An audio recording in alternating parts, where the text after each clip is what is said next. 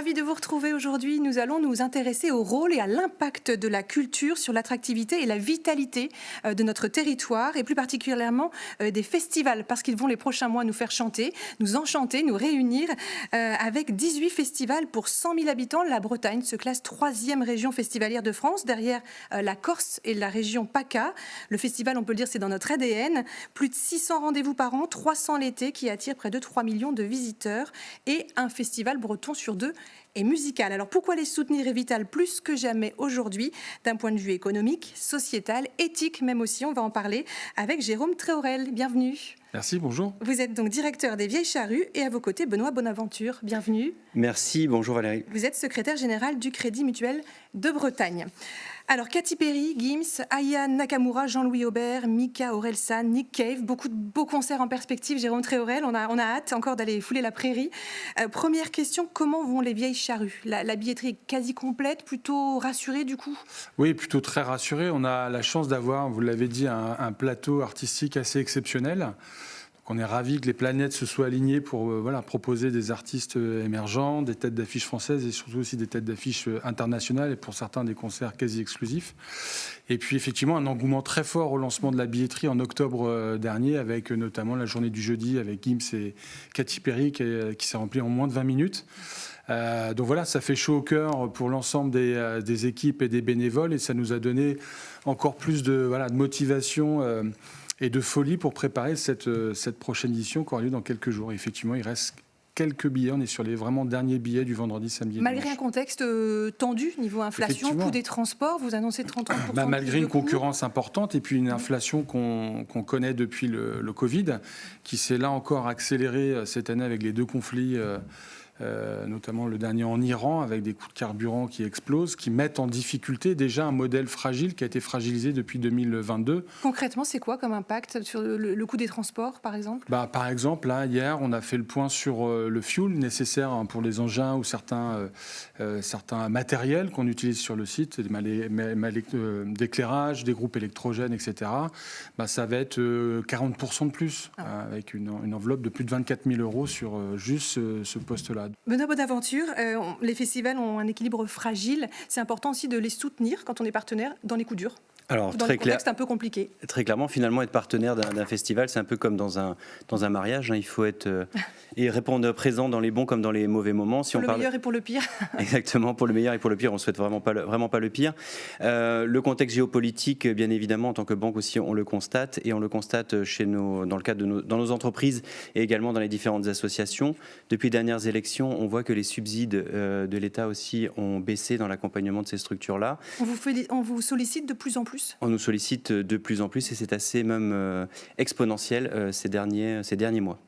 Alors on va voir une infographie. En 2024, la moitié, 49% des festivals musicaux étaient déficitaires. Vous, Jérôme Tréorel, vous faites partie des 23% des festivals français à l'équilibre, 100% associatifs, 0 subvention. Comment vous faites justement pour absorber l'inflation, l'augmentation des coûts ? On y arrive grâce au public dans un premier temps parce que le public répond présent et répond présent en masse. La billetterie, c'est 60% du budget. C'est au 60% de budget. Après, il y a les recettes annexes, c'est 20%. Donc, Bar Resto, ce qu'on gère nous-mêmes, pour des raisons aussi de dynamisme local, de mise en avant des forces vives et des producteurs locaux. Et puis aussi grâce aux partenaires et mécènes qui nous soutiennent en nombre. C'est plus de 250 entreprises.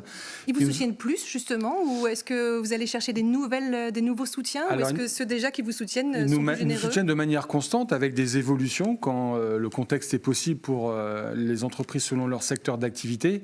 Parce qu'aussi, on essaye de diversifier nos offres pour faire en sorte que les Vieilles Charrues soient l'endroit où il faut être pour un acteur économique de Bretagne, pour faire du business, pour rencontrer les autres acteurs.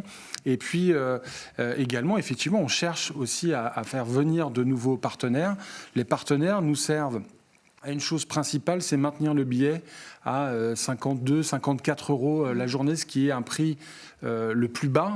On veut maintenir un prix de billet et après on trouve les solutions pour y arriver. Vous êtes un peu plus regardant parfois aussi sur les cachets des artistes ? Il y a quinzaine d'années, on était autour d'1,7 million d'euros pour l'ensemble de la programmation. On est aujourd'hui autour de plutôt 5,5 millions pour le même nombre de groupes et des fois les mêmes artistes. Nous, depuis l'année dernière, par exemple, on a malheureusement des fois décliné des propositions parce qu'on estimait qu'au regard du prix demandé, la billetterie qu'on aurait pu espérer n'était pas au rendez-vous. Donc voilà, donc c'est des discussions, des artistes qu'on n'a pas fait l'année dernière, qu'on peut faire cette année, parce qu'il y a une prise de conscience aussi qu'à un moment donné, il ne faut pas fragiliser davantage des festivals qui sont essentiels dans leur modèle économique de tournée. Oui, et je voulais revenir sur ce que vient d'indiquer Jérôme, parce que pour nous, c'est vraiment clé de maintenir une offre abordable pour l'ensemble des festivaliers. Nous, en tant que banque mutualiste et coopératif, on a aujourd'hui près de 2 millions de clients sociétaires.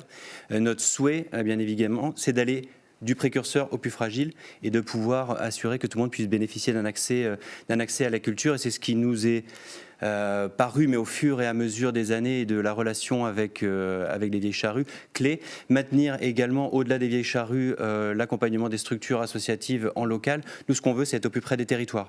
Aujourd'hui, on a un maillage significatif en Bretagne. Quand on dit maillage, on a près de 300 points de vente.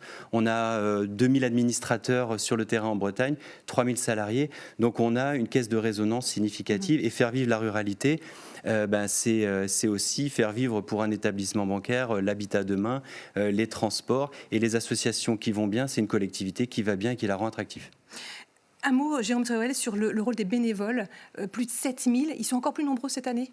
Ils seront un peu plus nombreux cette année parce qu'on a pas mal de changements, de nouveautés sur différents espaces du site.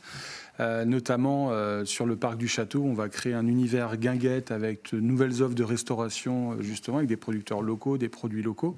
Quand on dit 100% associatif, c'est aussi mettre en avant tous ces bénévoles. On aura notamment sur le jardin du parc du Château une mise en avant des bénévoles, qui sera une nouveauté, avec des portraits de bénévoles en action qui seront sur cet espace. Voilà. Et puis ils sont à tous les étages de la fusée charrue, que ce soit dans les bars, les restaurants, les parkings, mais aussi les runners artistes, dans les loges artistes. Plus de 100 000 euros de dons que vous redistribuez. En moyenne, c'est 140 000 euros, 150 000 euros de dons qu'on reverse aux associations pour leurs propres projets. Votre objectif aussi, on parlait de l'ancrage local, c'est de renforcer cet ancrage. Est-ce que vous pouvez nous expliquer tous les liens que vous tissez, les collaborations, les solutions qui émergent aussi avec les entreprises toute l'année ? C'est s'appuyer sur des acteurs du territoire qui ont développé leur activité ou spécialisé leur activité pour nous accompagner, et puis travailler après avec d'autres événements. Vous êtes booster finalement ? On peut être booster, on peut être incitateur, et surtout on va regarder les spécificités, les métiers, les savoir-faire des entreprises pour nous accompagner. On va travailler par exemple avec le Crédit Mutuel de Bretagne, qu'on a mis en place la solution de paiement sans contact, Monèse. C'était vraiment là pour le coup une très grande innovation qui est devenue un usage aujourd'hui, mais on nous a pris pour des fous en 2015 quand on a lancé la chose. Il y avait un sujet important qui était la législation sur les transactions monétaires numériques. Ce n'est pas notre métier, c'est le métier de notre partenaire. Donc ils nous ont accompagnés pour encadrer les choses afin qu'on protège le festival, les festivaliers. Benoît Bonaventure, vous avez lancé un appel à projet culture et inclusion en fin 2025. Vous avez sélectionné 15 projets pour une enveloppe de 200 000 euros. Expliquez-nous un petit peu quel était le but. Alors sur cette deuxième année, en fait, on a choisi une thématique avec le fonds de dotation, donc Arkea. Et cette thématique, c'était la culture et l'inclusion. Donc effectivement, on a eu 15 lauréats, 10 lauréats pour la région Bretagne. Et puis avec un vote coup de cœur du jury qui a été pour Rêve de clown, et puis notamment une action qui a été faite avec le Bagat de Plougastel, mais on va y voir tout à l'heure une petite illustration. Mais l'idée de cet appel à projet, c'est vraiment d'ouvrir et à l'ensemble des associations de monter un projet, de dédier un projet et de pouvoir bénéficier aussi d'un accompagnement et d'être soutenu financièrement pour les lancer. Parce que dans l'accompagnement que l'on a aujourd'hui, on l'a vu, on peut avoir du mécénat et sponsoring, on a aussi des missions de solidarité avec des enveloppes importantes au niveau de la Bretagne, près de 3,5 millions tout de même. Et puis surtout, ces enveloppes que l'on distribue, elles vont du très local au régional, on y reviendra tout à l'heure. Et en complément, ça peut être effectivement des dons numéraires, mais ça peut être aussi du mécénat de compétences ou tout du temps simplement donné, du coup, aux associations. Exactement, ou pour mettre en valeur certains projets, de pouvoir bénéficier de l'accès à la plateforme Kengo pour valoriser les projets associatifs. Alors, on parlait du bagad de Plougastel, justement. Ils vont partir faire une tournée mondiale, 29 dates. Ils cherchent encore des soutiens, si le cœur vous en dit. Et vous allez le voir, le bagad est emmené par une belle jeunesse qui perpétue et fait évoluer la tradition, des ambassadeurs finalement passionnés et sans frontières. Écoutez.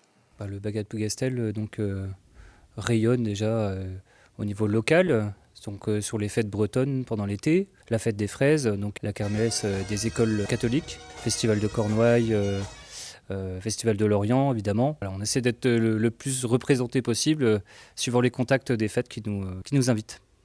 On essaie d'exporter notre musique à l'international, donc on a déjà pu aller quelques années au Mexique, au Canada, qu'est-ce qu'on a pu faire, les Émirats Arabes Unis, la Louisiane, voilà, et puis donc prochainement cet été on va aller pour un premier projet en Écosse avec le Pipe Band, suivi de la République tchèque à Strakonice pour le Festival des Cornemuses. Et on a eu l'occasion d'être invité à Taipei, à Taïwan, cadre d'un festival d'art de rue, voilà, avec la compagnie Opposito. Puis on a aussi une particularité d'être un bagad assez jeune. Donc c'est vrai que nous, on n'a pas forcément d'anciens, parce qu'il y a aussi un bagad d'anciens à Plougastel, donc je pourrais pas vous dire l'âge maximum, même si je pense qu'il n'y en a pas vraiment. Mais ça peut aller de très jeune, donc 6 ans, jusqu'à que mort s'en suive, parce que c'est vraiment... Non, je pense qu'il n'y a pas d'âge.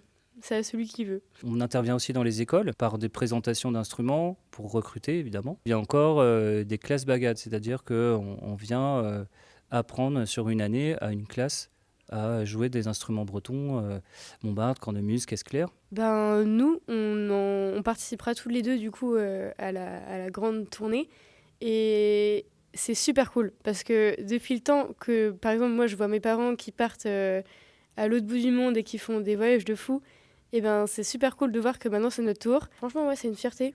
Et puis voyager, c'est quand même, ça nous fait quelque chose. Ouais.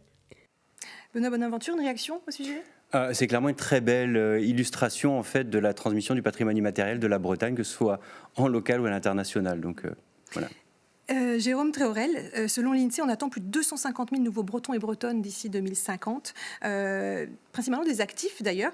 Il y a une belle dynamique d'emploi aussi parmi les arguments, une belle dynamique associative, culturelle. C'est le défi aussi aux Vieilles Charrues de rester finalement une kermesse bretonne internationale. C'est effectivement pour maintenir cette culture en territoire et l'accès à la culture pour tous, un acte militant de venir sur un festival 100% associatif comme les Vieilles Charrues.